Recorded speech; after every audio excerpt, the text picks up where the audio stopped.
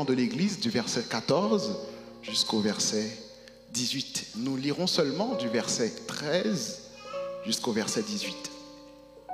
Vous y êtes?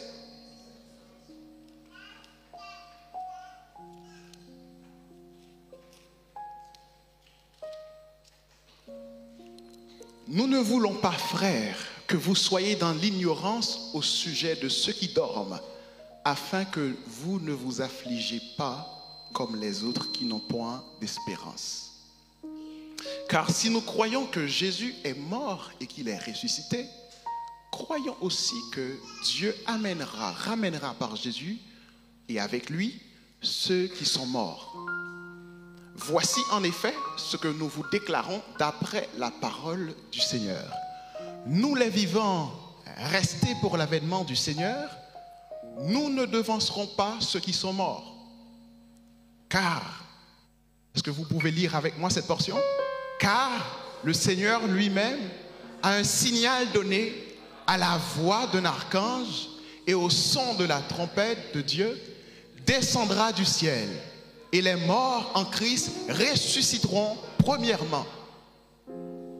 Oui. Ensuite, nous les vivants qui serons restés, nous serons tous ensemble enlevés avec eux sur des nuées à la rencontre du Seigneur dans les airs, et ainsi nous serons toujours avec le Seigneur.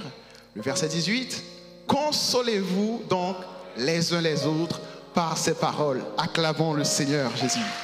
Amen. Veuillez vous rasseoir. Amen.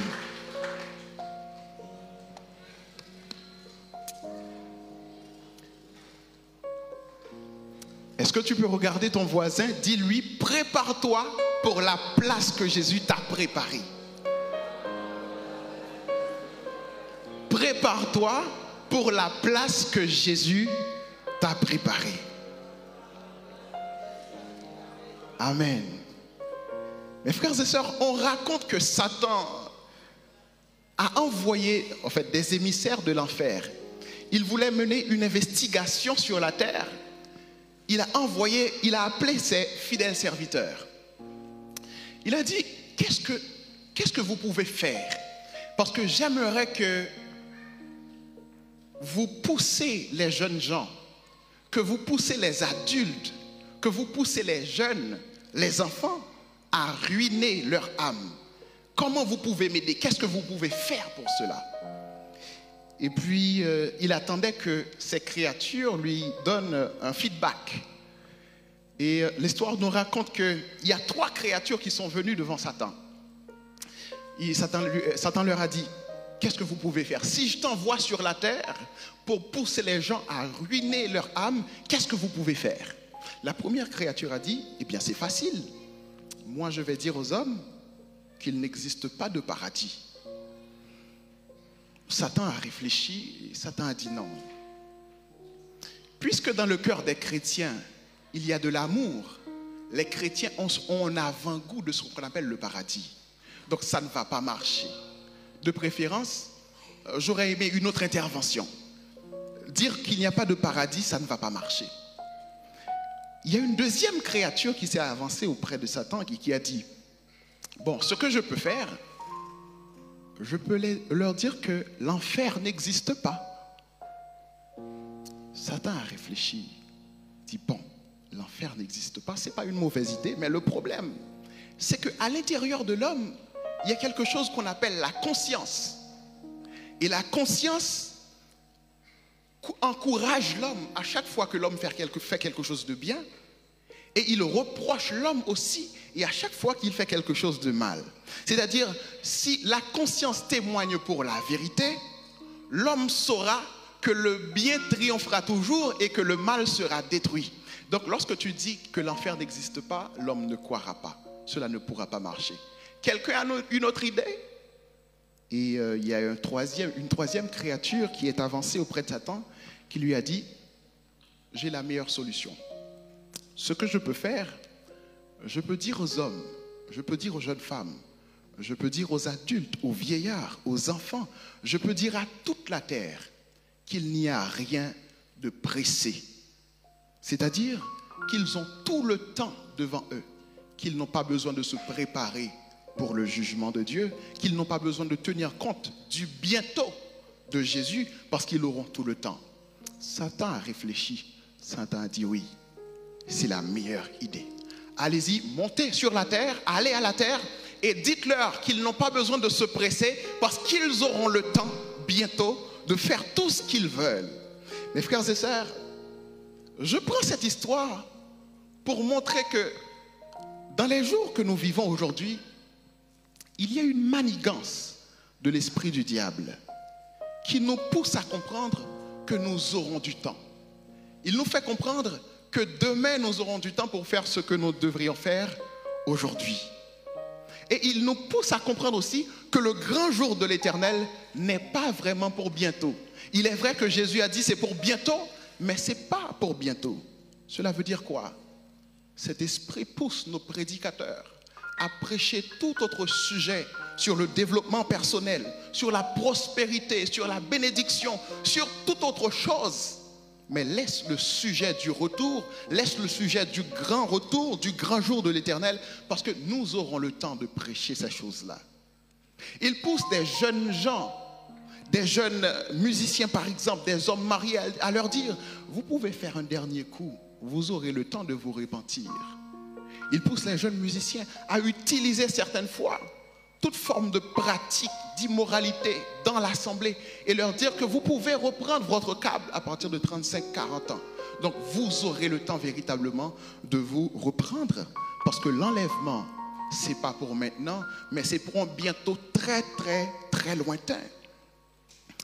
Mes frères et sœurs, cet esprit convainc la jeunesse. Ils disent à la jeunesse que vous aurez le temps. C'est votre jeunesse, vous êtes dans la quinzaine, vingtaine, vous pouvez jouir des plaisirs de la vie, jouir des plaisirs des sens. Et lorsque vous aurez 35 ans, 40 ans, vous allez vous arranger. Donc vous pouvez vous réparer bientôt, mais maintenant c'est le temps de jouir votre jeunesse et faites ce que vous voulez, vivez comme vous voulez parce que vous aurez le temps. Mais mes frères et sœurs, dans ce texte que nous venons de lire aussi, nous avons vu que le grand jour du Seigneur ne va pas nous attendre de nous conformer, ne va pas nous donner le temps, ne peut être ni annulé, ni renvoyé. Ce n'est pas le temps du Seigneur qui va se conformer à notre vie, mais c'est nous qui devons nous conformer au grand jour du Seigneur. Pour que nous puissions comprendre cela, le grand jour du Seigneur, qu'est-ce que le grand jour du Seigneur? C'est le troisième mot qui nous vient à cœur lorsque nous regardons notre thématique. Est-ce que nous pouvons reprendre ensemble le thème de notre 40? C'est sanctifions-nous et vivons dans l'amour, car le grand jour de l'Éternel est proche. Le Saint-Esprit m'a orienté sur l'aspect du grand jour, le grand jour de l'Éternel. Comment nous devons comprendre le grand jour? D'abord, dans les Saintes Écritures, le grand jour revient à plusieurs reprises. Et pour répéter une prédication que nous avons eue la semaine dernière par notre frère Nicolas, c'est répété 19 fois dans l'Ancien Testament et 4 fois dans le Nouveau Testament. Mais le grand jour de l'Éternel n'a pas le même sens à chaque fois qu'il est employé. C'est une expression qui a plusieurs connotations. Et nous allons voir ces connotations à travers différents niveaux. D'abord, dans le passé, dans le futur, et qui a aussi une tendance actuelle. Je dis que c'est un mot qui est répété plusieurs fois dans l'Ancien Testament, dans le Nouveau Testament, et qui se réfère à des actions qui sont déjà passées, qui vont arriver par la suite, et qui ont aussi des conséquences sur notre vie actuelle. La première manière de comprendre le grand jour de l'Éternel, c'est que dans les Saintes Écritures, c'est un jugement que Dieu a prononcé contre les habitants d'Israël. Est-ce que nous pouvons afficher Ésaïe chapitre 13, verset 6? Ésaïe 13, verset 6, et encore un livre, une portion d'écriture que nous trouvons dans le livre d'Ézéchiel, verset 30, verset 3.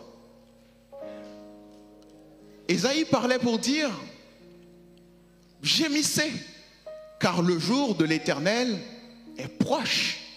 Il est comme un ravage du Tout-Puissant. Donc, les premiers moments, lorsque nous faisons face au mot « le grand jour de l'Éternel », c'est dans un contexte de jugement que Dieu a prononcé contre le peuple d'Israël. Lorsque le peuple d'Israël vautrait dans l'idolâtrie, la méchanceté, l'orgueil, et que malgré les prophètes sont venus pour leur reprendre, mais ils ne veulent pas abandonner leur voie, donc l'Éternel dit désormais, je vous parle, je vous conseille, je vous dis ce que vous devez faire, mais vous ne le faites pas.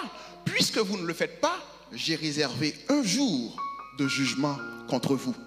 Et ça, c'est le livre d'Ésaïe. Ésaïe, c'est un prophète pré-exilique, c'est-à-dire c'est un prophète qui a prophétisé avant l'exil du peuple d'Israël. Ésaïe a dit que vous devez gémir, vous devez vous repentir, sinon le grand jour de l'Éternel, il va vous frapper. Mais le peuple d'Israël a été encore désobéissant. Un autre texte, c'est le texte d'Ézéchiel, chapitre 30, verset 3. Ézéchiel, chapitre 30, verset 3. Est-ce que nous pouvons rapidement la voir? Je vais vous donner aussi l'opportunité, si vous le trouvez avant moi, de lire pour toute l'assemblée. Très bien. Car le jour approche, le jour de l'Éternel approche, jour ténébreux, ce sera le temps des nations. Très bien. Donc c'est un texte dans lequel Ézéchiel, c'est un prophète exilique, c'est-à-dire c'est un prophète qui a été déporté aussi à Babylone au cours de la deuxième déportation du peuple de Juda. Donc ce que le prophète Ézéchiel est en train de dire dans tout le texte, il est en train de mettre Israël en garde contre l'Éthiopie et l'Égypte. Peut-être qui ça? C'est parce que lorsque bon Dieu décide de punir le peuple d'Israël, au lieu pour Israël confesser péché lui, au lieu pour Israël repentir de ça le fait qui mal, il préférait tourner pour faire des alliances avec des pays étrangers, pour pays étrangers ça qui viennent protéger Israël contre les Babyloniens. C'est-à-dire, au lieu de se repentir, Israël est allé chercher secours auprès de l'Éthiopie, auprès de l'Égypte. Mais dans ce texte d'Ézéchiel, l'Éternel a dit Israël, ou pas même besoin de pencher sous Égypte, ou pas même besoin de pencher sous Éthiopie, parce que moun sa yo compte sous yo a, yo pral défaite même avant qu'on ou même joindre aide non mais yo. Donc l'Éternel prononça un jugement. Il parle du jour de l'Éternel. Et il y a plusieurs autres textes qui parlent du grand jour de l'Éternel, du jour de l'Éternel. Rappelez-vous que cette première expression, le grand jour de l'Éternel, l'est utilisée dans le cadre de jugement de Dieu contre le peuple d'Israël.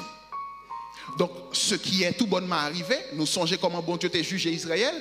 Babylone vini, il déporté Israélites, il porté en esclavage en Babylone, il rasé Juda, et même le temple de l'Éternel a été détruit. Donc, le jour de l'Éternel, ça c'est du passé. Ce n'est pas de ce grand jour que notre thème parle. Il y a une deuxième façon de comprendre le grand jour de l'Éternel. C'est dans une perspective future, ou du moins c'est dans une prospective.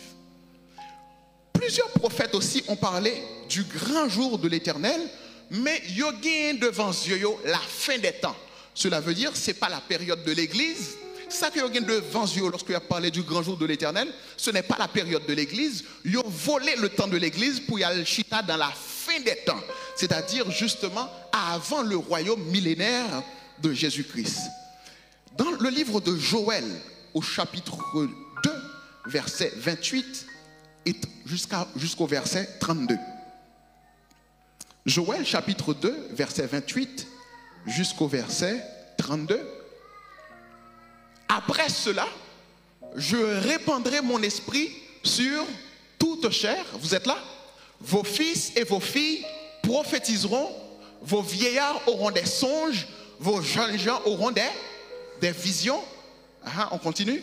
Même sur les serviteurs et les servantes, dans ces jours-là, je répandrai mon esprit. On continue. Je ferai paraître des prodiges dans les cieux et sur la terre, du sang, du feu et des colonnes de fumée. On continue. Le soleil se changera en ténèbres et la lune en sang avant l'arrivée du jour de l'Éternel, de ce jour grand et terrible. Donc, dans cette façon de voir, dans cette façon de comprendre le grand jour de l'Éternel, on voit tout bonnement que le prophète Joël, il fait une prophétie à double accomplissement.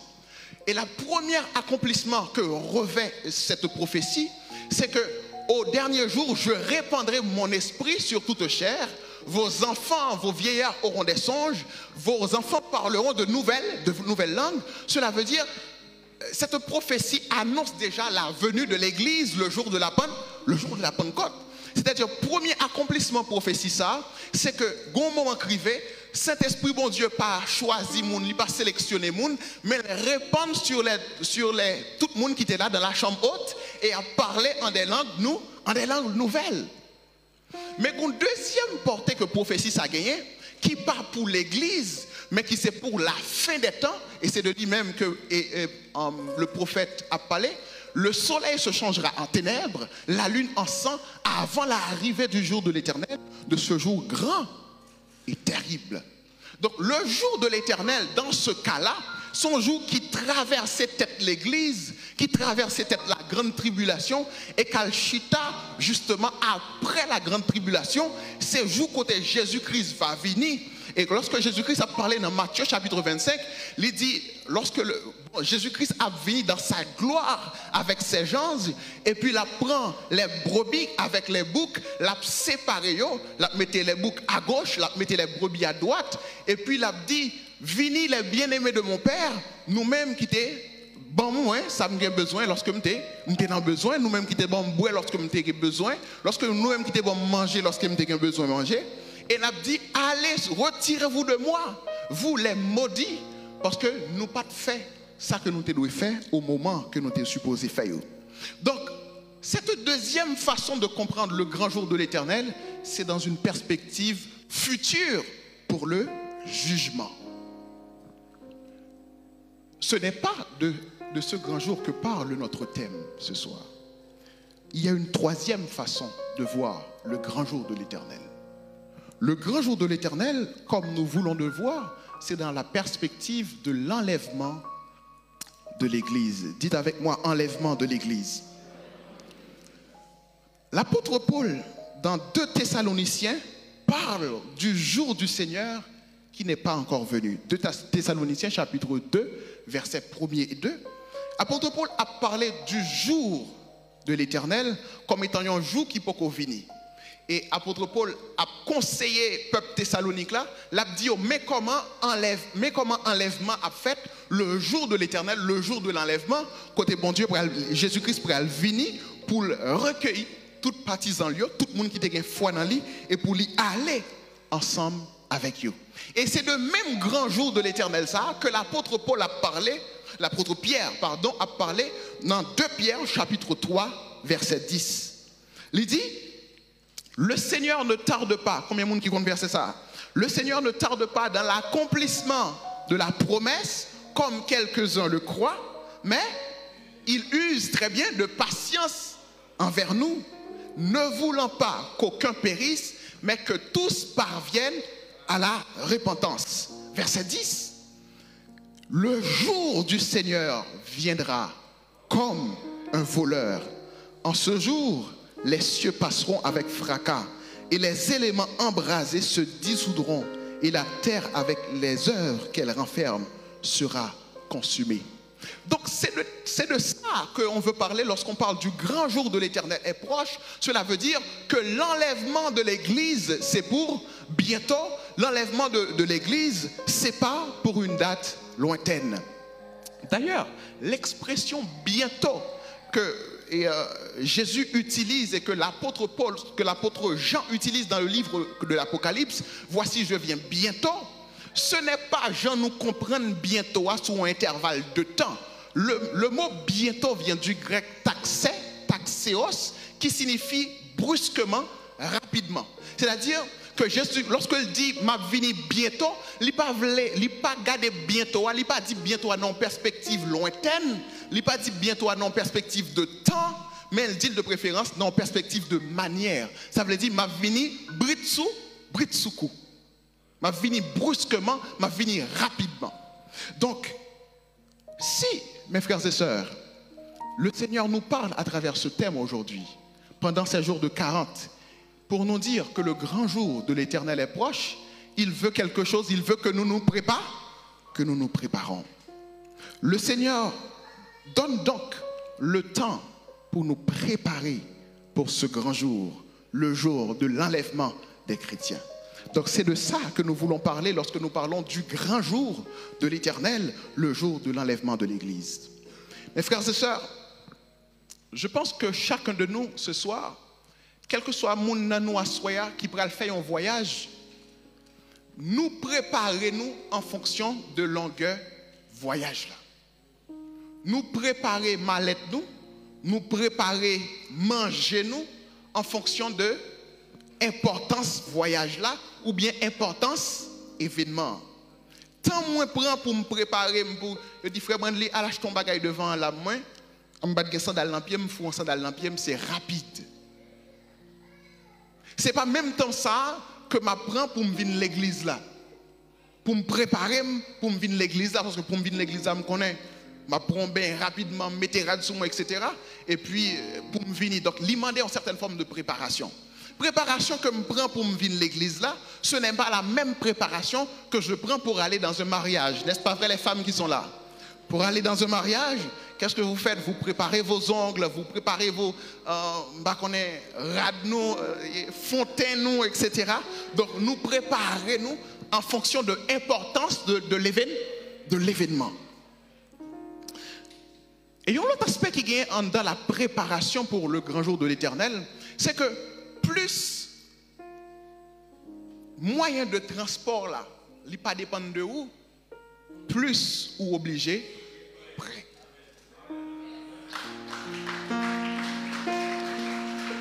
Lorsque l'église commence à 19h, si m'a vini, si j'ai une machine personnellement, me dit m'a sorti à 19h30, 19h45, même si j'ai une minute de retard, c'est pas grave. Mais lorsque machine pas dépend de moi, c'est train que je prends, moyen de transport là, s'il va joindre moi à quai, m'oblige à préparer. Ah, attends, je connais ma prend au libre avec un monde, nous sommes monde qui très catégorique, il dit 17h30, 19h20 et que je viens à 19h25, je ne pas joindre ni, je ne pas dire rien parce que moyen de transport là pas dépend de moyen de transport là pas dépend de moi. Il y a une différence lorsqu'on a une propre machine et lorsque son monde qui transporté. Mes frères et sœurs, le rendez-vous que nous avons, le moyen de transport ne dépend pas de nous. C'est un rendez-vous que nous avons. C'est un rendez-vous que nous ne pouvons pas renvoyer. C'est un rendez-vous que nous ne pouvons pas abroger. C'est-à-dire nous ne pouvons pas annuler ce rendez-vous. Nous ne pouvons rien faire contre ce rendez-vous, sinon nous préparer pour le rendez-vous. Donc, si nous ne pouvons pas annuler le rendez-vous, nous ne pouvons pas renvoyer le rendez-vous, nous avons vraiment besoin d'être prêts. Parce que ce n'est pas notre jour, c'est le grand jour de l'Éternel. Plus rendez-vous ça, il ne pas dépendre de nous, c'est plus nous aussi, nous prudents et nous prenons précaution. Je vais dire rapidement quelque chose. Je me rappelle en juin l'année dernière, lorsque je finis m'aller à l'ambassade de France et que je demandé un visa étudiant, lorsque le consul l'a allongé le visa, moi, il dit bon, lorsque tu seras arrivé en France, on va faire valider le visa. Et puis, ok, je prends le visa, je me mets dans la poche moi. Oui, je prends le visa, je me mets dans la poche moi. Et puis, pendant ma sortie, il y a un paquet d'amis qui tapaient des noms. Nous remercions mon Dieu, les familles me disent, mais ça marche, on avance. Et puis, il y a un paquet d'amis qui tapaient des noms dans le processus, rempli formulaire, etc. Il dit, Brandley, où peut arriver la caillou toujours? Je dis, non, je ne peux pas arriver, non. Il dit, qu'on va faire pour nous? Lorsqu'on arrive la caillou, rentrez dans la chambre, pas sortir. Faites au pot manger là, faites au pot boire là, pas sortir, t'as entendu, ou un bagage qui frappe et vous pas qu'à rentrer en France pour venir étudier. Prends prends prudence parce que rendez-vous ça ou va rater. Mes frères et sœurs, aujourd'hui, c'est le grand jour pour préparer le grand jour. Aujourd'hui, c'est le grand jour pour préparer le grand jour. Est-ce que tu peux dire cela à ton voisin? Aujourd'hui, c'est le grand jour pour préparer le grand jour. Dis au deuxième monde ça. Aujourd'hui, c'est le grand jour pour préparer le grand jour. Amen. Que l'Esprit de Dieu nous enseigne ce soir deux vérités qu'il y a sur le grand jour. Père Saint, je te prie ce soir, utilise-nous comme un instrument à ta gloire. Que je ne fasse pas obstacle à ta parole et que la chair se taise, que l'Esprit parle au nom de Jésus. Amen. Mes frères et sœurs, la première vérité que nous avons découvert dans le texte que nous venons de lire, le premier texte que nous avons lu, c'est Jean chapitre 14, versets 2 et 3. Jésus-Christ dit, il y a plusieurs demeures dans la maison de mon Père. Si cela n'était pas, je vous l'aurais dit. Est-ce qu'on est capable de lire pour moi?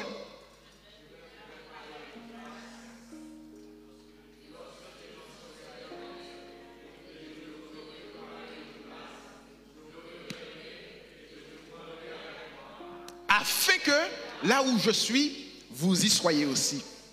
Voici la première vérité. La première vérité, c'est que le grand jour est la dernière preuve d'amour du Seigneur Jésus envers l'Église. Le grand jour est la dernière preuve d'amour déclarée du Seigneur Jésus envers son Église. Il a dit, afin que là où je suis, vous y soyez aussi. Mes frères et sœurs, en parlant du grand jour de l'Éternel, lorsque nous lisons les prophètes, lorsque nous lisons dans les écrits l'ensemble de la littérature biblique, nous avons tendance à penser que le grand jour de l'Éternel, c'est seulement un jour de ténèbres. Oui, nous avons raison de le voir comme ça, parce que c'est comme ça que les prophètes l'ont présenté. C'est un jour de jugement, c'est un jour malheureux, un jour de ténèbres, un jour où la terre sera, les fondements de la terre seront complètement ébranlés, où bagaille pral virer tête en bas, et c'est vrai. Parce que comment comprendre, lorsque Jésus-Christ viendra dans les airs, dans le jour de l'Éternel, yon moun k'ap conduit un bus par exemple, qui sont chrétiens, li obligé faire qui ça? Là, l'aller. Ça fait moun qui n'en bus parce que lui-même, il a fait route li. Deux aviateurs, yon American Airlines ou bien yon Air France, qui ont volé des continents. Et que aviateur, ça, bonjour dans la ville, il te dit, Seigneur, je confesse ton nom. Moi, reconnaître moi son pécheur, tant pis recevoir dans le royaume. Donc, aviateur, ça, sont chrétiens, qui s'est passé, il allait, ça fait moun qui était dans l'avion. Chauffeur moto, chauffeur métro, chauffeur train, etc. Donc, quel que soit moun qui a une responsabilité de guide de conduction, immédiatement que sauveur paraît, il est obligé d'aller. Donc son jour, côté CNN pour le brancher pour le dire, nous pas comprendre ça qui a passé à travers le monde. Son jour, côté France Football a dit le jeu est fini. Son jour, côté média New York Times a dit bon, il y a des familles qui disparues, il y a des gens de l'église que nous parlons. Il y a un pasteur qui semblait dire que Jésus-Christ a venu et semblait c'est ça qui arrivait. Mes frères et sœurs, il semblerait que Jésus-Christ, c'était une vérité et non un mythe. Donc, son jour, côté a crié vrai, moun a perdu moun, moun pas pour moun, Marie a cherché madame, madame a cherché Marie, yon pas pour l'autre. Donc, c'est un jour, et certainement de tristesse, de ténèbres. Mais cependant, c'est un jour aussi qui va sceller l'union conjugale entre le Seigneur Jésus et son épouse, à savoir l'Église. Donc le grand jour de l'Éternel, en faut-il mettre de côté perspective de jugement ça, pour nous voir que son jour, côté Seigneur Jésus, il scellé preuve d'amour envers l'Église. Mes frères et sœurs, quand on est en pile dans nous, vous avez entendu parler du programme Biden. Le programme Biden, c'est un programme côté Joe Biden, le président des États-Unis, lui permettre que des gens qui rentrent l'autre monde aux États-Unis et écoutez, yo file pour, dans le vrai sens du terme, yo rempli un formulaire et puis yo déposé, et puis ça permet que si il y a des gens en Haïti ou des gens en Haïti, ou permettre que yo rentre. Donc, programme Biden, ça, c'est un programme qui est merveilleux. Mais programme Biden, ça, pour ouvrir une autre facette de comprendre les choses. Parce qu'il est vrai que il y a des gens que personnellement, moi, je connais dans la diaspora. Il y a une jeune fille en Haïti. Il y a une jeune fille à parole. Je t'aime. Il a changé de téléphone. Et il voulait elle tout le temps, etc. à travers appel vidéo. Et il a comporté autant qu'un monde qui aimait jeune fille, ça vrai. Et des fois, c'est l'inverse. Des fois, c'est jeune fille ça qui comportait autant qu'un monde qui aimait jeune garçon, ça vrai. Mais jamais dans l'intention, il n'y a pas d'intention pour que le monde vienne vivre côté. Donc immédiatement que le programme Biden a ouvert, ou qu'a fil pour un monde, il y a des diasporas qui cherchent ou pas attendre encore, ou chercher ou pas encore, parce que c'est un bagage yoté là vrai, mais c'est pour te manger affection, pour te même abuser, quelqu'un qui arrive à abuser, ou voyez photo, yo voyez photo corps, yo voyez photo toute qualité bagage. Donc yo une relation à distance, mais en réalité pas grand pile, pas grand engagement pour yon vivre près l'autre. Ils changent de téléphone, ils prennent poste de loyauté, mais jamais pas une démarche qui fait, ils ne jamais fil pour moun ça pour venir prêt. Pas jamais une tentative comme ça. Mes frères et sœurs, l'une des choses que nous devons comprendre, Jésus-Christ n'est pas ce fiancé de Biden qui a fonctionné dans le programme Biden. Son plus grand désir, c'est de nous avoir avec lui dans la gloire. Et tant pour le pataguer nous dans la gloire, il plutôt commencer à installer dans la vie nous. Et puis lorsque l'heure va venir, on va prendre le côte à côte. Le Seigneur Jésus, qui ça le fait? Il dit, moi je m'en vais, je vais vous préparer une place. Je vais vous préparer une place. Lorsque moi je vais préparer encore, dans ce texte, il me dit non, mais ce n'est pas seulement l'église qui se prépare, mais apparemment Jésus prépare. Donc Jésus se prépare pour l'église qui doit aussi se préparer. Et il dit, lorsque je vous aurai préparé cette place, lorsque je finis faire place ça pour nous, côté me mettre nous, côté me installer nous comme étant mon épouse, parce que pour l'instant nous sommes la fiancée de Jésus. Donc lorsque je finis faire place ça, moi, je ne vais pas rester côté mien pour m'avoyer, n'est-ce pas, bénédiction sous côté en bas, pour m'avoyer bien fier sous, mais qui ça va faire? Je vais tourner, je prends ensemble avec et je vais aller ensemble avec côté m'voyer, c'est là où vous voyez, tout. Mes frères et sœurs, le grand jour de l'Éternel, c'est un jour où Jésus va donner une preuve d'amour définitive à l'église, sa fiancée. Donc, Jésus ne veut pas que sa fiancée paraisse n'importe comment au jour des noces.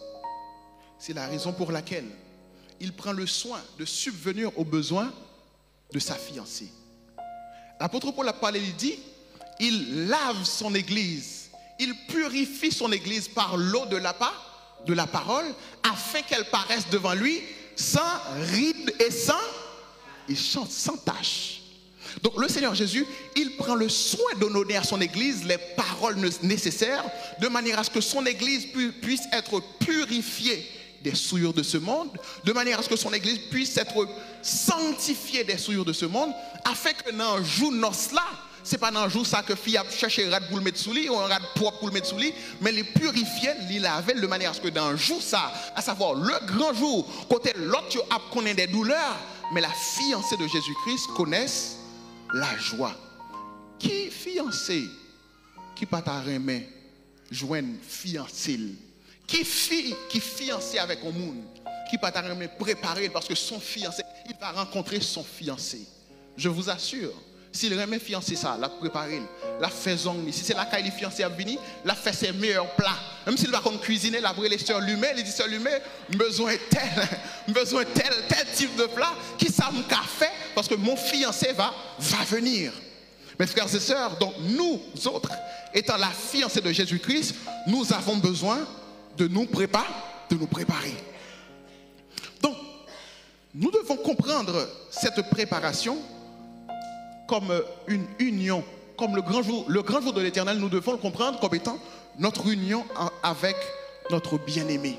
Et je vous dis ce soir que le grand jour de l'Éternel, il n'a pas de fait en quel monde la peut assoyer du tout, parce que ce n'est pas un jour de jugement pour nous qui avons la foi en Jésus-Christ, mais c'est un jour de joie, un jour d'exultation, parce que nous allons rencontrer celui en qui nous avons cru pendant toutes ces années. Et l'apôtre Paul a fini le livre de Thessaloniciens, de 1 Thessaloniciens chapitre 4 verset 18, il dit « Consolez-vous par ces paroles. Parole enlèvement, c'est pas une parole qui vous fait mon peur, tant que ça fait droite.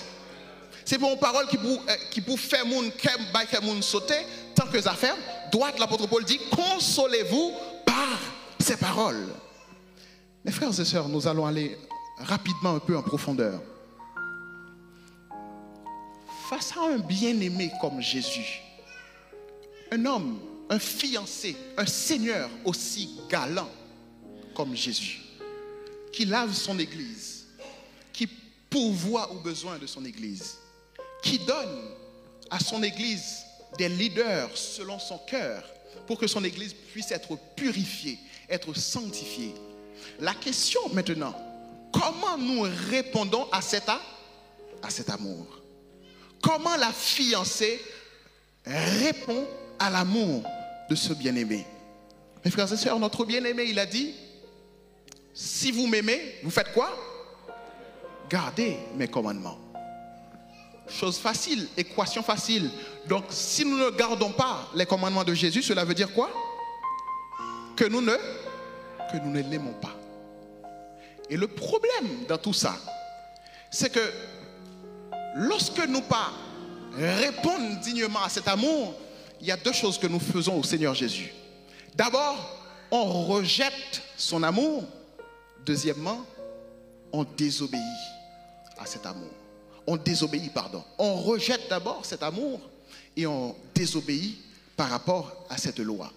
Donc, si je ne donne pas mon amour aussi en réciprocité, et si je n'obéis pas, c'est-à-dire, je ne suis pas d'accord en quelle relation conjugale, je ne suis pas d'accord en quelle relation maritale, ou du moins en quelle relation, je dirais, nuptiale, je ne suis pas dans quel lien ensemble avec Mounsa, que m'appeler pour me lier ensemble avec. Et vous savez, c'est l'une des caractéristiques dans la Bible de la prostituée du prophète Osée. Immédiatement que ou rejeter l'amour du Seigneur, ou rebelle envers son amour, ou désobéir, et que qui ça encore? Tu as le cœur tourné vers d'autres amants, ou remet l'autre bagaille, tandis que qui ça va faire? Ou a demandé la bénédiction, ou a boire bénédiction, ou a jouer bénédiction, tu as la même caractéristique de la prostituée du prophète Osée. Quelle était la caractéristique de cette prostituée? La femme du prophète Osée était une prostituée. L'Éternel demandait à Osée pour aller pour côté. Et Osée a supplié la prostituée pour lui dire, je t'en supplie, m'a fait tout ça vle, m'a bon tout ça gen besoin. Pinga ou al prostituée, m'a bon famille, m'a encadré, m'a vivre ensemble avec, m'a fidèle ensemble avec, ou même tout moi demander pour fidèle ensemble avec. Donc l'amour que je te donne, je te demande de me prouver cet amour aussi en retour. Mais quand sa prostituée a fait, il tendait Osée, et immédiatement Osée virer, l'aller vers d'autres amants. L'Éternel dit, ouais, j'en senti Osée. Jean cœur a déchiré parce que la femme que tu aimes se tourne vers d'autres dieux, se tourne vers d'autres amants, l'argent, les relations, à savoir Israël. C'est même bagaille ça, Israël a fait. Israël, lorsque prouver Israël l'amour, fait tout ça je dois faire pour le peuple d'Israël, malgré ça, Israël toujours continue à tourner vers d'autres dieux, vers d'autres amants. Par contre, qui route pour me faire avec Israël encore? Par contre, qui ça pour me faire avec Israël encore? Même j'en senti face à cette prostituée, c'est même j'en senti face au peuple d'Israël.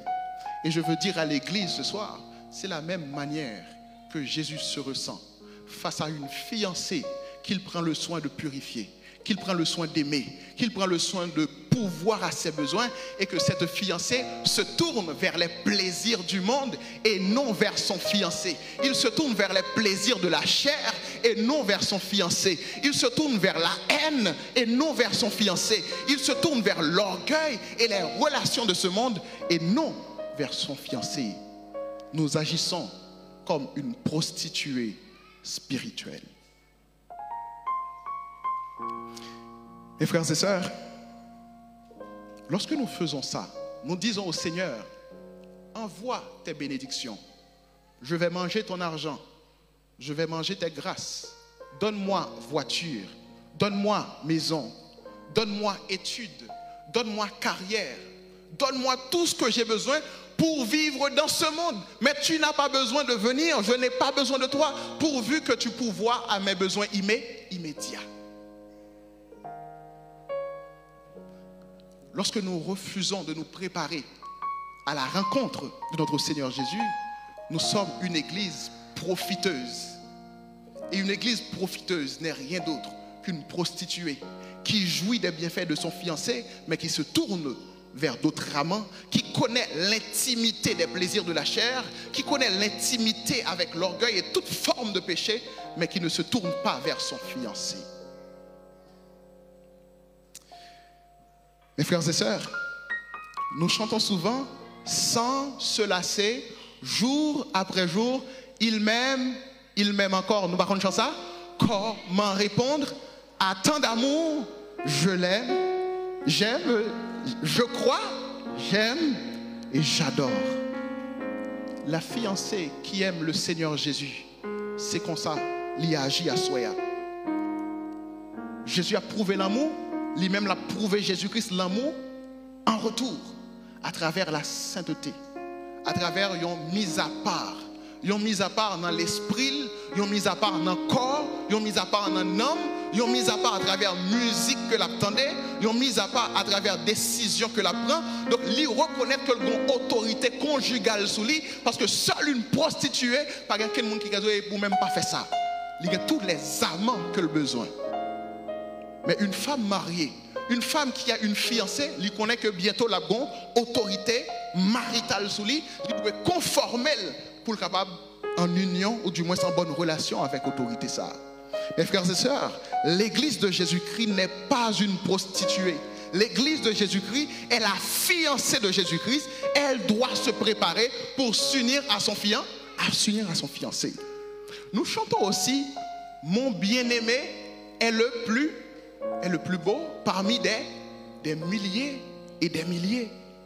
On chante la beauté de notre bien-aimé. On chante la gloire de notre bien-aimé comme Salomon a chanté la beauté de la Sunamite. Lorsque nous lisons Cantique des Cantiques, nous voyons comment Salomon a décrit la Sunamite et comment la Sunamite a décrit Salomon, comment il y a un amour attachant, comment il est intime ensemble avec bien-aimé. Mais ce qui arrive, c'est que nous, l'église, nous chantons la beauté de notre bien-aimé, mais est-ce que notre bien-aimé est capable de chanter notre beauté? Est-ce qu'il est capable de chanter notre sainteté? Jésus aimerait chanter la sainteté de l'église Sebzoé ce soir. Est-ce qu'il est capable de chanter la sainteté de l'église Sebzoé? Jésus aimerait chanter la sainteté de la jeunesse de l'église Sebzoé. Une jeunesse qui est droite. Ma bien-aimée, elle n'est pas une prostituée. Son monde qui est telle droite. Ou mettre frotter l'argent dans la bouche, il ne va pas virer cadeau. Ou mettre frotter relation dans la bouche, il ne va pas abandonner. Ou mettre frotter tout sorte dans la bouche, il ne va pas abandonner fiancée parce qu'elle est la meilleure des fiancées. Jésus aimerait chanter la sainteté de l'église Sebzoé. Est-ce que nous voulons véritablement vivre dans cette sainteté? Mes frères et sœurs, nous venons de dire rapidement que le grand jour de l'Éternel est le jour de l'enlèvement de l'Église, la dernière preuve d'amour, le jour où Jésus va sceller cette union entre l'Église et lui-même, un amour longtemps déclaré. J'aimerais te faire cette question ce soir. Comment tu réponds à l'amour de Jésus ce soir? Si vous voulez me dire que Jésus-Christ fait pile bagaille dans la vie, m'abdouli, même ta remercié ou même, qui réalisait tout ça que bon Dieu fait dans la vie. Comment il t'a prouvé son amour. Comment il t'aime. Toi que le monde a rejeté. Toi que le monde a abandonné. Toi que l'alcool, pas ça pour le faire avant encore. Immoralité sexuelle, par contre, ça pour le faire avant encore. Les plaisirs de la chair, par contre, ça pour le faire avant. Le vol, l'hypocrisie, la méchanceté, par contre, ça pour le faire avant. Mais malgré ça, Jésus t'aime. Comment tu réponds à cet amour? Ou pensez que l'autre moyen que le pécheur à la croix, il t'a qu'à répondre à l'amour de Jésus? Il y a des gens que la société a fini avec, il a cloué, il a jeté le pour pas bon. Et que pendant le souper, Jésus dit, tu seras avec moi dans le paradis. Tu seras avec moi dans le paradis. Il y a une revalorisation. Il dit, si le royaume terre pas d'accord avec vous, mais moi, je vais place pour vous dans le ciel. Comment répondez-vous à l'amour de Jésus ce soir? Jeune fille, jeune homme marié, père de famille, le Seigneur vous appelle à une vie de sainteté. Il a dit, comme pasteur a prêché hier, ce que Dieu veut, et pas 2-3 bagailles, c'est votre sanctification. C'est que vous vous absteniez de l'impudicité dans l'esprit, dans le corps, dans l'âme, dans tout ou même. Vivez dans la sanctification. C'est un premier moyen pour montrer Jésus-Christ, qu'on comprenne l'amour et que vous voulez l'amour en retour.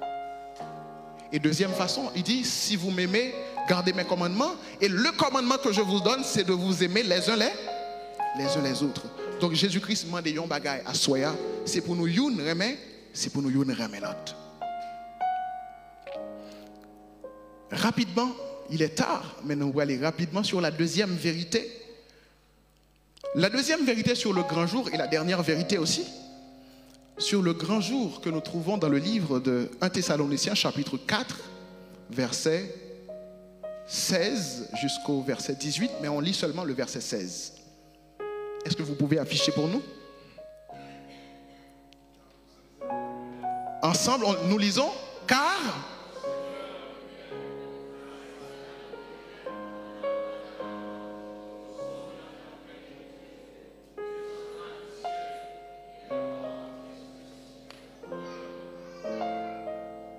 Très bien. Les morts en Christ ressusciteront premièrement.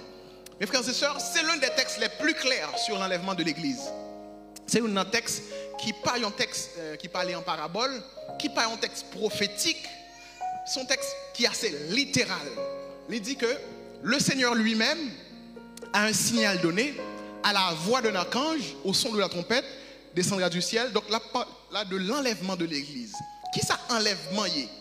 Enlèvement, je crois que la Bible latine, il parlait de rapturo.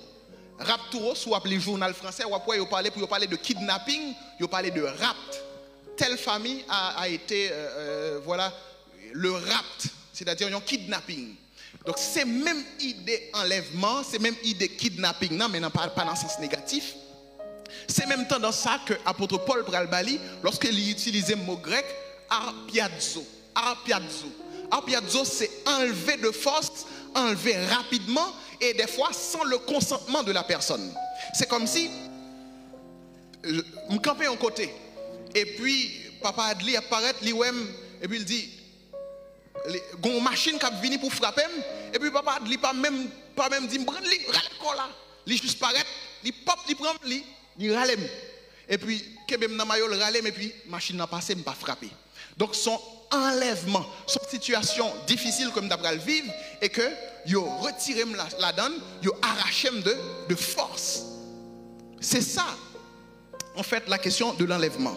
Donc enlèvement, non seulement il y a une caractéristique pour nous ensemble avec le Seigneur, mais il y a une caractéristique aussi de salut, de sécurité, parce que lorsque l'église sous-terre ça, immédiatement que Christ vient enlever l'église, la terre qu'on y a pour connaître des moments qui sont vraiment catastrophiques, parce que immédiatement que l'église enlevée, nous allons rentrer dans cette période qu'on appelle la période de la tribulation, qui pourrait durer combien de temps?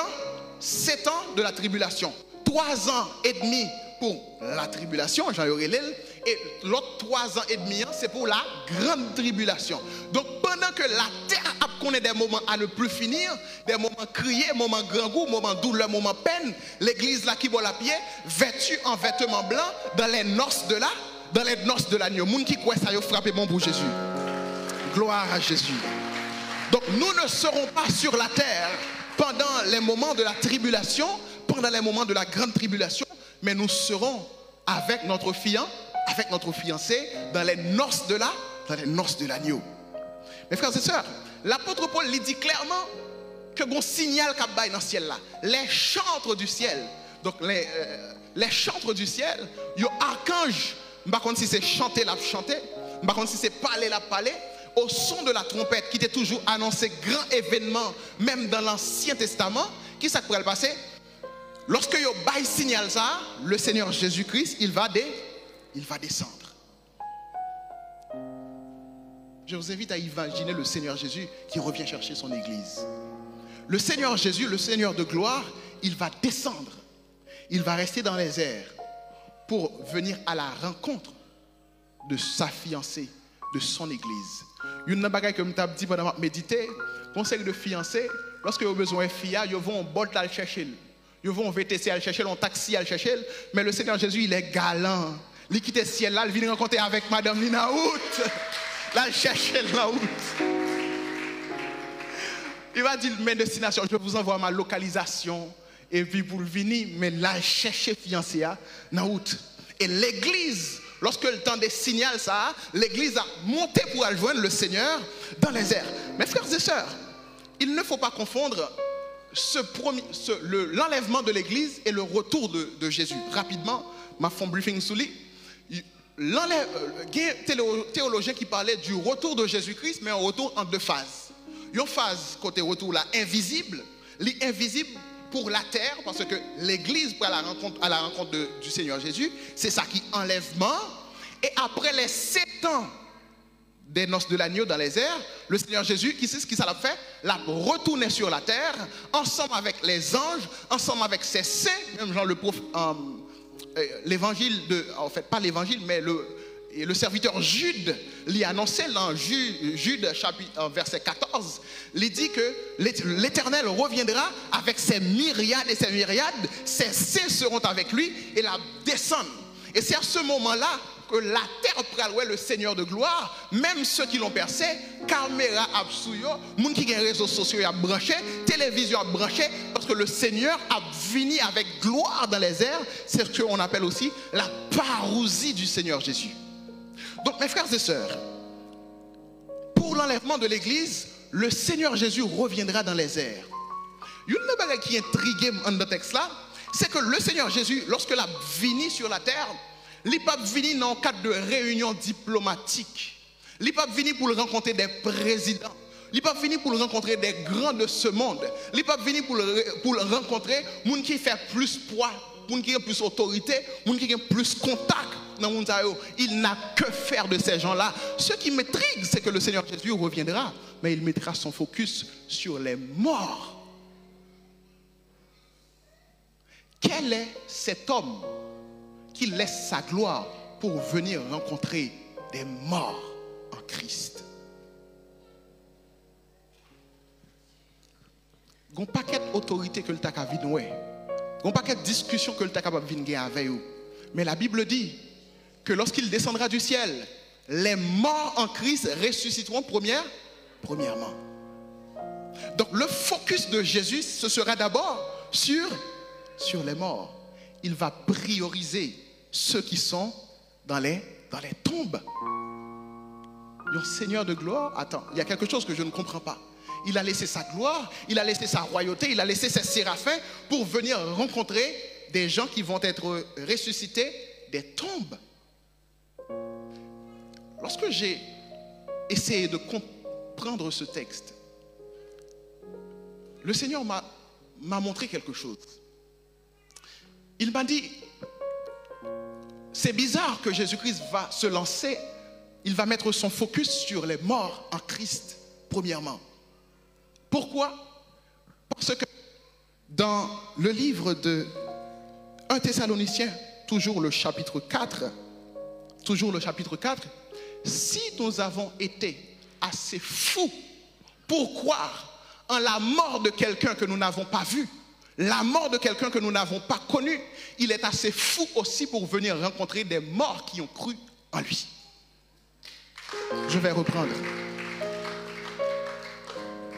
Si nous, l'Église, personne n'a vu Jésus, personne d'entre nous n'avons vu Jésus de face, nous avons entendu parler de Jésus, nous avons cru en Jésus, et nous n'avons pas seulement cru à la vie de Jésus, parce qu'il y a de grands hommes, où demandez aussi Jésus existait, et on dit oui, Jésus a existé comme un personnage historique.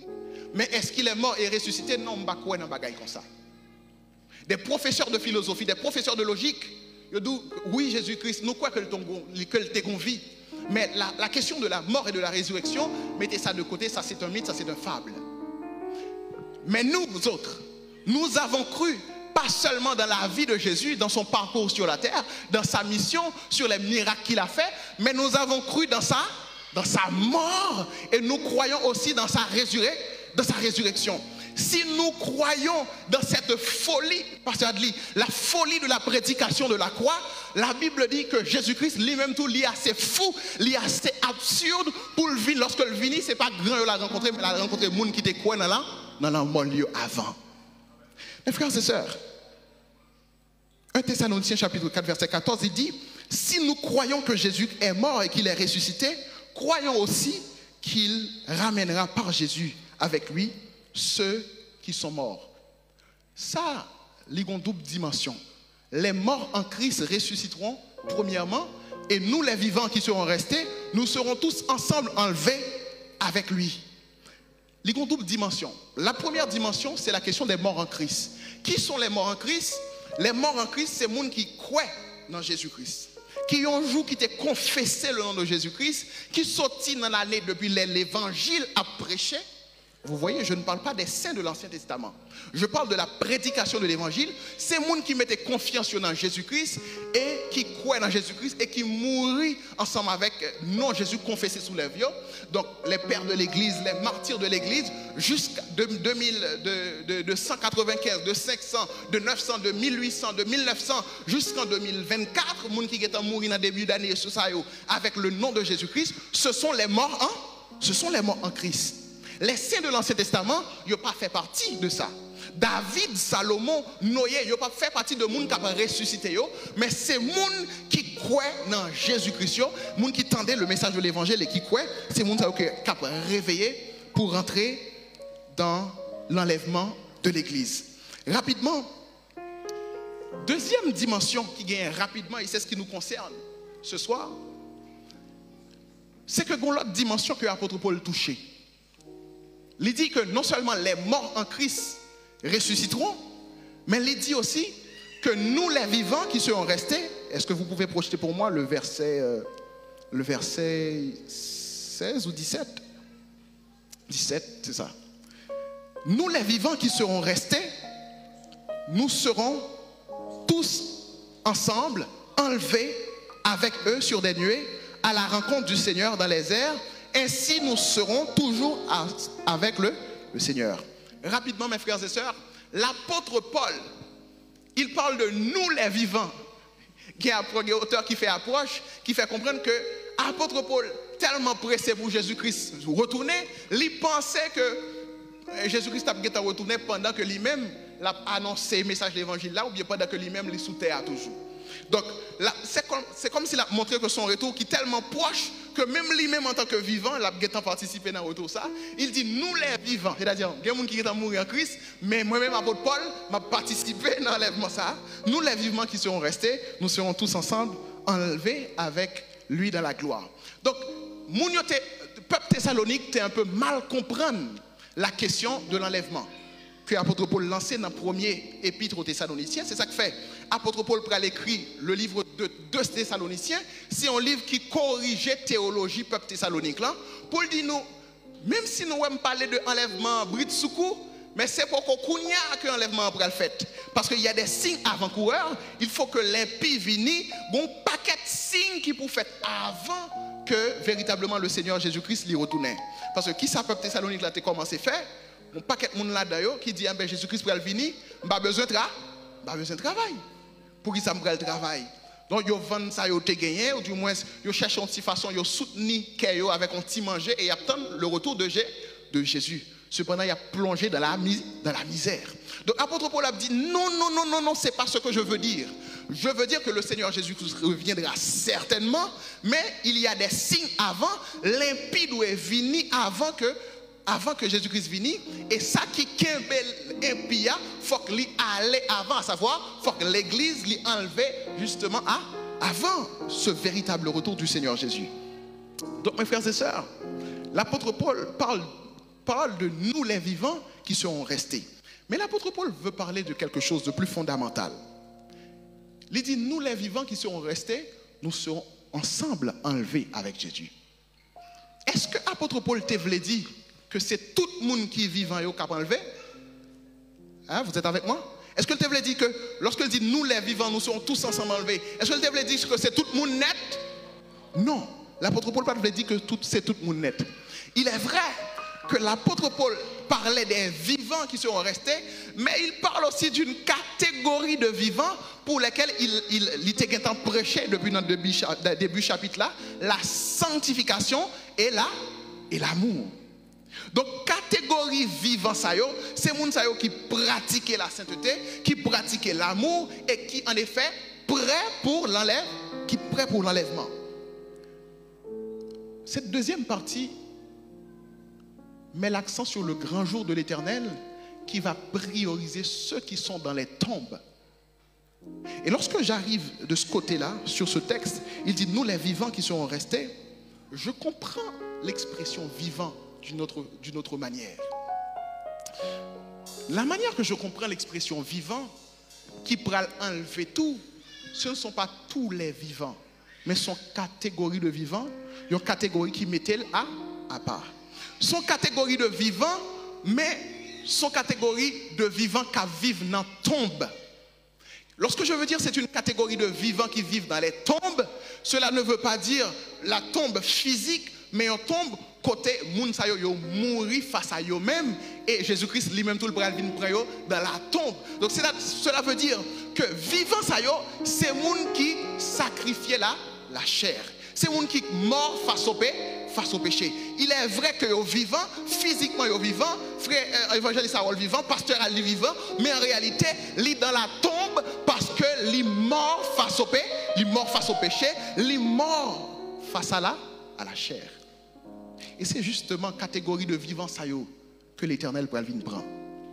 Dans cette église, mes frères et sœurs, et dans les églises du monde entier, on peut parler de deux types de tombes. On peut parler d'une tombe spirituelle, d'une tombe qu'il y a des morts spirituelles. Et c'est malheureux de le dire que dans l'église de Jésus-Christ, il y a encore malheureusement des morts spirituelles. D'abord, première catégorie de tombe de mort spirituelle, il y a des morts spirituelles, mais c'est des morts spirituelles qui proposent que vous gagnez la vie. Il y a un jargon royaume. Il y a un parler royaume, mais en réalité, il y a mourir. C'est des gens qui disent que serviteur, bon Dieu béni, soit béni, mais la caille n'a pas aucune bénédiction. C'est des gens qui parlent en langue, mais en réalité, il y a beaucoup de relations ensemble avec Jésus. Donc, il y a un jargon royaume, il y a tout gens pour comporter, pour intégrer le ministère des chantres, pour intégrer le ministère de la musique, pour intégrer l'église là, et que pour tout le monde, ouais, que c'est chrétien, mais en réalité, sans que le royaume de Dieu pas reconnaître Dieu en dans le royaume là. Donc, ce première catégorie de tombe spirituelle qui vient dans l'église, ce sont des gens qui disent Seigneur, Seigneur, mais qui ne peuvent pas rentrer dans le royaume de Dieu. Mais une deuxième catégorie de tombes, ce que j'appelle des tombes invisibles. Donc, je prie que le Seigneur ouvre les yeux sur les tombes invisibles qui sont dans l'église. Les tombes invisibles, ce n'est pas une tombe qui est mort spirituelle, mais c'est les gens qui mettent la chair de côté. C'est les gens qui mourent face à eux-mêmes. C'est les gens qui mourent face à orgueil. C'est les gens qui, même Jean Colossiens chapitre 3, il dit, faites donc mourir les membres qui sont sur la terre. Qui sont quoi? L'impudicité, l'idolâtrie, l'animosité, et tout ça gagne de mauvais. Donc, fait mourir. Donc, les gens qui font partie de tombe invisible, c'est des gens qui choisissent vivre dans la sainteté, qui choisissent vivre dans la sanctification, qui choisissent vivre dans la mort, dans l'amour fraternel, et qui choisissent vivre de façon qui est agréable à Dieu. Donc, dans l'église, lorsque l'apôtre Paul dit le Seigneur Jésus a venu prendre les morts en Christ, oui, les gens qui confessent Jésus-Christ, mais il a venu prendre aussi les vivants, mais les vivants qui morts face à la chair, qui morts face au péché. Mes frères et sœurs, ce soir, en 2 Corinthiens chapitre 2, verset 15-16, la Bible dit que les gens qui font partie de tombe invisible, c'est des gens qui mourent face au péché. C'est des gens qui mourent face à la chair. Ou mettre faire tout mal, ils ne sont pas occupés. Ou mettre jouer ou parler au mal, ils ne sont pas occupés parce qu'ils sont morts face à eux-mêmes. C'est comme si son monde qui dans un cercueil ou piche cannelle, il pas même senti ça même. Ou mettre faire sauve la veille ou râler sous lui parce que il pas de sensibilité. Il va avoir sensibilité, il mourit face à toute sensibilité, face à tout stimulus. C'est comme ça l'image de Christ présente le véritable chrétien. Le chrétien sanctifié, où il fait tout ça, il parler le mal, parler sous dol, fait passer tout ça qu'on est, il ne peut pas réagir parce qu'il est mort face au péché, il est mort face à la chair. Mes frères et sœurs, ces morts-là, qui sont morts face au péché, qui sont morts face à l'orgueil, mort face à la jalousie, la Bible dit que moun sa yo, il a dégagé une odeur. Ce n'est pas une odeur nauséabonde, mais c'est l'odeur de Christ. En 2 Corinthiens chapitre 2, versets 15 et 16, apôtre Paul a parlé, il dit, nous sommes en effet la bonne odeur de Christ parmi ceux qui sont sauvés et aussi parmi ceux qui sont morts. Pour les uns, une odeur de mort, et pour les autres, une odeur de vie. Et qui est suffisant pour ces choses? Qui est ce monde qui a fait bagaille ça ou de propre lui-même? Personne. Donc les morts spirituels, c'est le monde qui dit que moi-même, moi mourir, si je vis, ce n'est plus moi qui vis, mais c'est Christ qui vit en moi. Si mourir, m'a dégagé odeur Jésus-Christ. Et quelle est l'odeur de Jésus-Christ? C'est le parfum qui est agréable au Seigneur Jésus. Mes frères et sœurs, nous allons terminer rapidement. Le Seigneur veut vous demander ce soir, dans qui tombe qu'on voulait faire partie? Ou capable de faire partie de la tombe des morts spirituels. Moun sayo qui propose que connaît bon Dieu, moun sayo qui croit. Peut-être c'est pas par méchanceté ou bien par mauvaise garde, mais nature yo fait yo penser que yo c'est que yo en relation ensemble avec bon Dieu, ou du moins habitude que yo l'église fait yo penser que yo en relation ensemble avec bon Dieu, mais en réalité ce n'est pas le cas. Vous voulez faire partie de la tombe des morts spirituels, ou du moins vous voulez faire partie de tombe invisible ça, côté des gens qui morts face au péché, côté des jeunes filles qui morts face à l'immoralité sexuelle, côté des jeunes garçons, des messieurs mariés qui morts face à l'adultère, côté des prédicateurs qui morts face à l'orgueil, qui morts face à la magie dans l'église, qui morts face à toute autre forme de pratique qui n'est pas dans la volonté de mon Dieu. Mes frères et sœurs, je veux terminer pour vous dire que le ciel que nous attendons tous, l'enlèvement que nous attendons tous, ce n'est pas pour les gens entiers, mais c'est pour les gens qui choisissent de faire mourir les membres qui sont sur la terre. Le ciel, c'est pour les gens qui sont morts et qui ont choisi d'être nés de l'esprit. Jésus parlait à Nicodème, il dit, si un monde n'est pas fait de nouveau, il n'est pas qu'à rentrer dans le royaume des cieux. Ce n'est pas né de la chair, mais c'est être né de l'esprit. Et j'aimerais aussi vous dire que le ciel, ce n'est pas pour les gens en entier. Lorsqu'on est entier, on n'est pas éligible au royaume de Dieu. Le ciel, c'est pour les handicapés. La Bible dit, en Marc chapitre 9, verset 45, si ton pied est pour toi une occasion de chute, qu'est-ce que ça vous fait? Coupe-le et jette-le au loin, plutôt rentrer avec un bout de pied dans le ciel là, qu'on rentrer avec 2 pieds dans l'enfer. Si ta bouche, tes lèvres, tes pensées, ta main droite est pour toi une occasion de chute, ou senti c'est ça qui empêche dans bonne marche avec mon Dieu, coup, pelle, et plutôt rentrer dans le ciel là avec un bout de main que rentrer avec 2 mains et dans la géhenne. Parce que le ciel, ce n'est pas pour les gens en entier, mais c'est un ciel pour les handicapés. Un ciel pour les handicapés. Un ciel qui, pour les gens qui ont choisi pour couper pont avec tout ça qui empêche de vivre pour mon Dieu, dans relation ensemble avec mon Dieu. Qu'est-ce qui vous arrête aujourd'hui? Est-ce que c'est votre téléphone portable? Est-ce que son ami qu'on développe en relation ensemble avec elle, et chaque jour, il pousse au plus dans l'impureté que le pousse au vin joindre bon Dieu? Est-ce que qui s'allie au fait? Ou même ou connaît, moi-même moi capable connaître, mais ou même ou connaît qui ça qui ralentit dans ta marche avec Dieu. Mon père, lorsqu'il prêche sur le retour de Jésus-Christ, il y a une histoire que le aimait raconter. Apparemment, c'est une histoire vraie qui passait dans la grandance. Il dit que une jeune dame, une fervente chrétienne, qui t'aimait prier en pile, il aimait bon Dieu, tout ça l'a fait et il mettait bon Dieu là-dedans. Mais semblait qu'il y a un moment de faiblesse qui passait dans la ville et que ils font mauvaises affaires pour le capable de sortir dans le chaleur. Quand il était fait chaud, ils font mauvaises affaires, un mauvais bagaille pour le capable de sortir dans le chaleur, pour le capable de combler un besoin immédiat. Et puis pendant la prière, bon Dieu qui a miséricorde pour aller une révélation. Il voit que pendant la dormi, et puis enlèvement, trompette l'a sonné. Et lorsque trompette l'a sonné, et puis tout le monde frère Intel a volé, Madame Isma a volé, tout le monde a volé, tout le monde pralé dans les airs. Et que lui réalisait que lui-même, il commençait à voler. Mais lorsque il a fait un mouvement pour le monter, il sentit que un bagaille qui marre pied. Et que lorsque le gars, tout ça le fait pour le monter, il n'a pas qu'à monter. Lorsque le voyage pour le garder ça qui marre pied là, il ouais c'est code en ventilateur qui marre pied. Ventilateur semblait c'est un mauvais bagaille, une mauvaise pratique que le tape mené pour être capable de sortir dans le confort. Il sentit que c'est ça qui marre pied. Il est venu demain matin. Il prend un ventilateur, il dit serviteur, je remets au ventilateur, je n'ai besoin encore. Il confesse ses péchés, il rétablit relation ensemble avec mon Dieu. Et si à soir, bon Dieu t'a donné chaque révélation pour la vie, peut-être que nous n'avons pas besoin de dormir à soir, mais pendant nous dans la salle là, bon Dieu a rappelé l'esprit sur un bagage qui est capable de bloquer un obstacle à ton enlèvement. Qui s'allie? Pendant nous avons parlé peut-être d'un bagage qui a monté dans l'esprit. Est-ce que son nouveau job?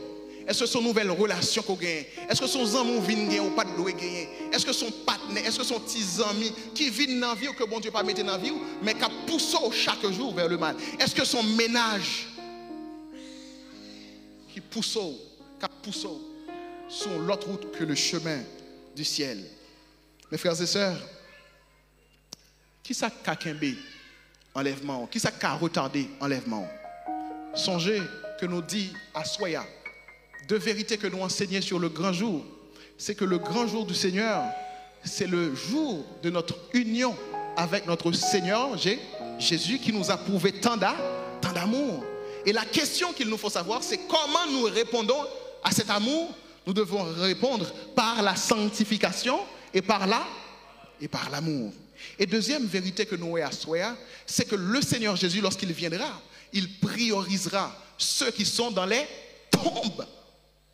D'abord, les morts en Christ seront ressuscités, mais il y a l'autre catégorie de monde qui est vivant, mais qui doit, à partir de la soirée, choisir pour vivre dans les tombes, c'est-à-dire pour lui mourir face à ses désirs, pour mourir face à sa chair, pour laisser Christ vivre dans lui-même, tout bon vrai.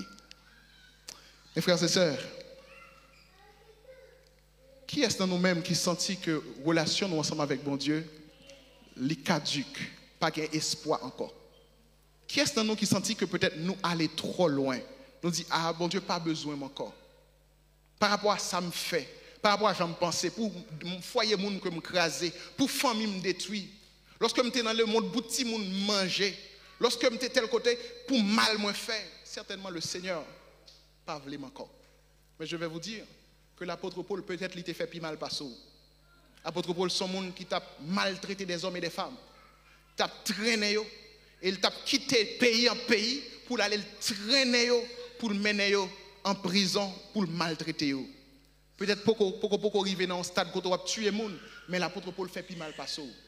À Soya, seulement ou même honte de péché, mais Christ par honte de péché, il est capable de laver à Soya, capable de purifier au nom de Jésus.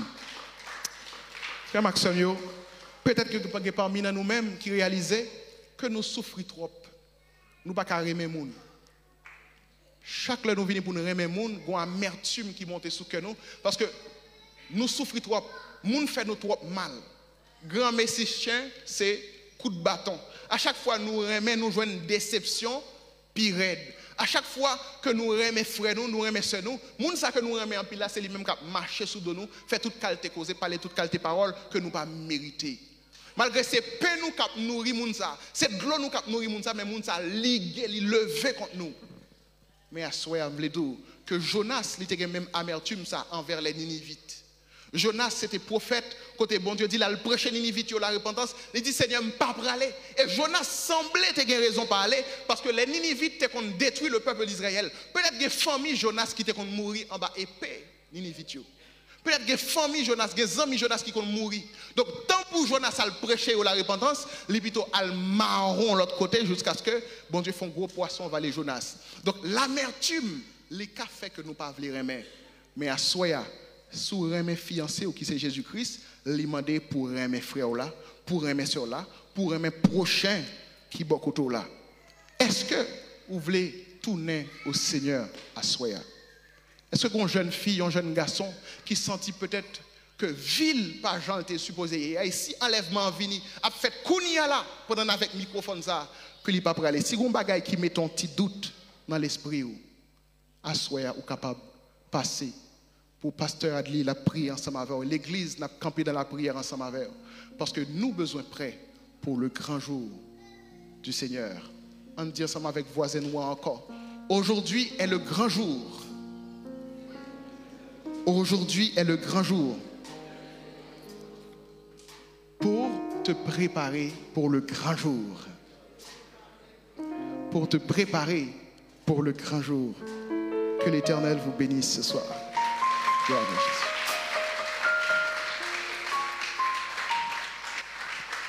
On acclame la parole de Dieu très fort.